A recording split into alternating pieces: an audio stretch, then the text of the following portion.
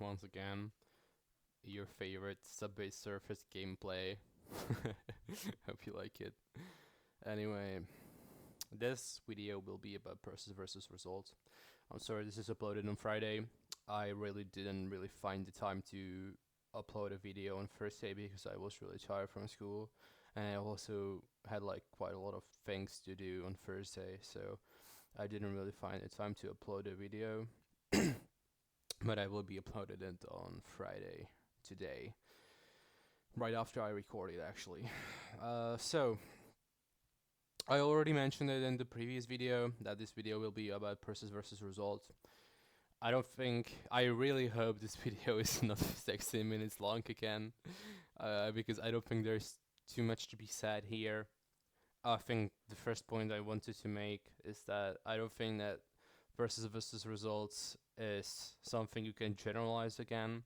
I think it works on a case-to-case scenario. I think that,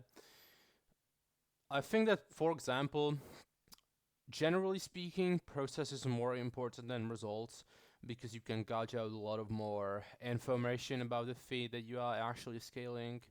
I think you can know a lot more things about where it scales exactly, why does it scale that way, and all these different things you need to know in order to actually scale the feed. But I don't think you can generalize this. I think results, for example, in a specific scenario, such as when contextual adversity is really high, I think results makes a lot sense to scale to a high extent as well. For example, how much pressure is placed on a character when doing a certain feat.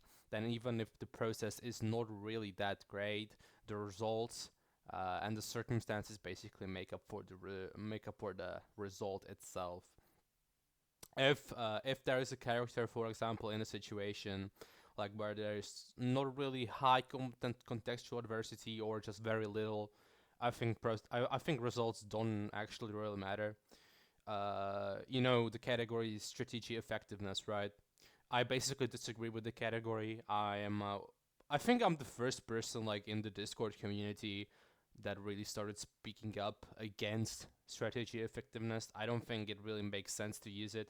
It basically looks at the results of a strategy, but it doesn't even take into account, for example, completely like external situations, external things that could hinder your plan, and you, for example, don't even you can't even do anything about that because you couldn't have anticipated in the first place. Okay? And if you cannot anticipate something in the first place, how is that a demerit to your feed? That's why I think effectiveness doesn't make sense. Another reason why I think effectiveness doesn't make sense is the reason that I think, for example, if you look at all the other categories like execution, I use, for example, strategic adaptability as well, fortitude, all these different categories. I think they already make up a good portion of why the strategy is actually effective. And if it fails, I don't think that's a demerit to the effectiveness of the strategy. I think that it mostly just failed because of some unforeseen circumstance. And if it failed, not due to unforeseen circumstance, then you have an issue not in the strategy, but in something other than the strategy.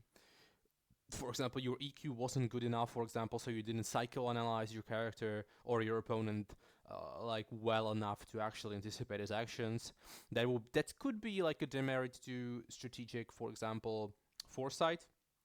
But I think it really just is more about the EQ.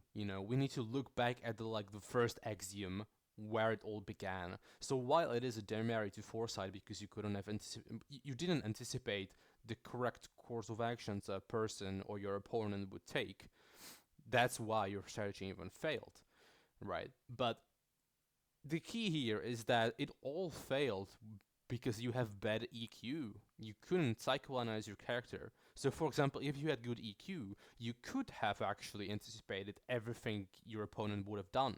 So it's actually not really a demerit to the effectiveness, or not effectiveness, to the foresight of your strategy, which is why I think that scaling strategy effectiveness doesn't really make sense. And I don't use the category. So I don't really like scaling results that way. But yeah, but also, just to not like be mean on the people who like results. I also think that you can have a feed that is only results, and you can derive a process out of it. Okay. Even if no explicit process is shown, you can make conclusions about how well would it scale in certain categories. I actually had this talk with my student. He's watching my videos, these scaling guides. I'm not sure if he's watching them like like all the time. All right, but I know he comments on my videos on these scaling guides. So hello, suitcase. Yeah. And we basically talked about this specific thing. If a character can like have a derivative process off of just results, or if you can make conclusions about how impressive the feed actually is based on just the results alone. And I think you can actually. He scales JJK, he scales Jujutsu Kaisen, so I will just give you his example that he brought up when he discussed this with me. He said that Kenjaku basically outsmarted, I think it was Gojo, right? And there's a huge like strength difference. Like in power scaling, Gojo like outscales Kenjaku quite a lot. Like a bad like it's really bad how badly it outscales him. Okay, and just because of this, you already know there's an insane contextual adversity based on Kenjaku. Because even if he creates a super genius kind of plan, then Kojo can just use his strength to like fuck it all up. Because he's unmatched, except like Sukuna, and Kenjaku didn't really interact with Sukuna. I couldn't either use him, to counter Gojo or anyway. But we know that his plan actually worked. Kenjaku's plan worked. So we already know that he somehow countered Gojo's strength. So it had to have a really good resilience, a really good shielding, The, the strategy must have had really good fortitude in order to actually have this conclusion. And there is no process shown as to why Kenjaku's plan actually worked. There is absolutely zero process shown. You can only derive the fact that he must have had really impressive resilience and really impressive shielding in order for this plan to work. And you can actually quantify this or not. Quality, like you can use kind of a qualitative measure here. I don't think you can really quantify it.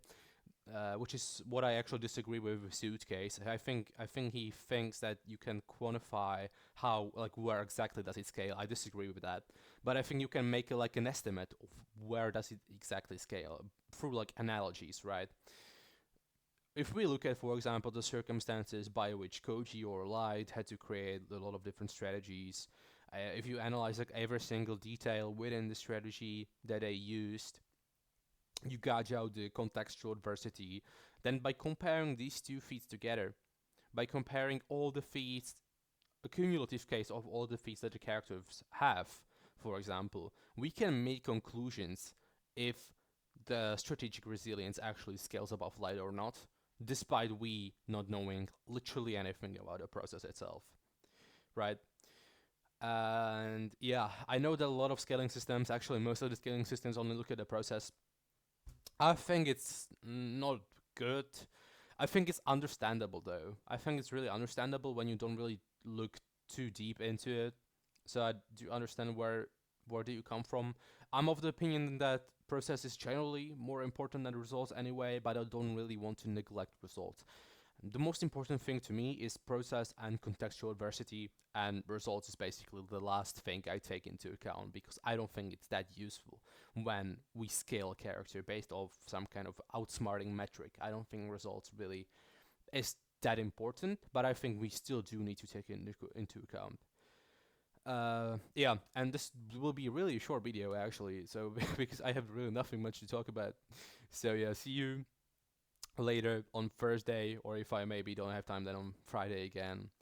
And yeah, we will probably start with categories next week already, and like going in depth. What do they mean? How should we scale them?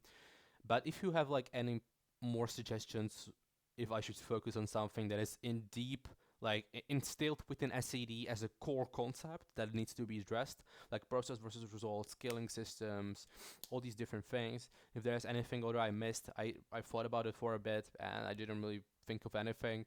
But if there's something that you think I missed, then I will be more than happy to make a video about it as well before I delve into the categories. Okay, well, see ya.